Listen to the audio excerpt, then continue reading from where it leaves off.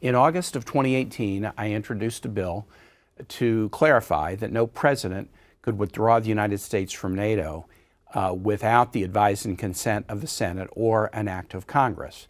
The bill was introduced by 4 senators, Senators Jack Reed, John McCain, Cory Gardner of Colorado, and me.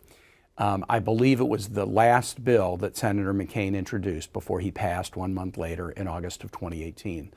One of the things that can be frustrating about the Senate is you introduce a bill that's a really good idea and that's bipartisan, but it hangs around for a while because the timing is not just right.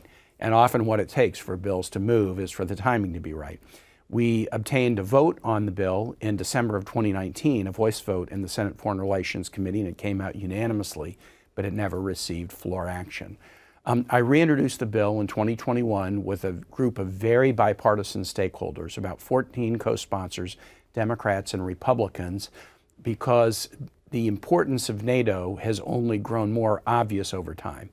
But particularly right now, I would venture to say in my 64 years, NATO has not been as front and center and recognized for the value that it adds not only to the United States and NATO members, but also to global democracies. The recognition of that fact is very acute right now. I want to thank Senator Rubio, who's my principal co-sponsor of the bill at this point. He's a member of the Senate Foreign Relations Committee. We just had a hearing on the bill, a very extensive discussion about the constitutional allocation of powers between Congress and the President with respect to treaties. The Constitution is very clear that the President can negotiate a treaty, but for the U.S. to enter into a treaty, the treaty, once negotiated, has to be approved by a 2/3 vote of the Senate. And that was my argument. The Constitution is quiet, though, silent on how a nation exits a treaty.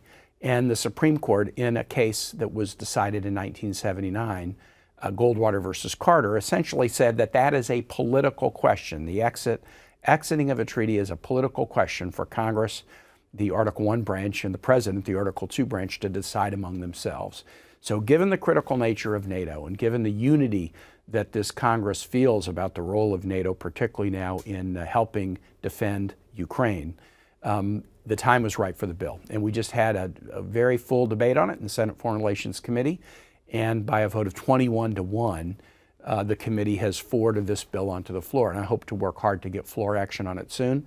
I think Congress sending a very clear and bipartisan and bicameral message that we're strongly supporting NATO and that no president would ever be able to withdraw from NATO absent approval by the Senate or Congress would be a reassurance, an additional level of reassurance to our NATO allies.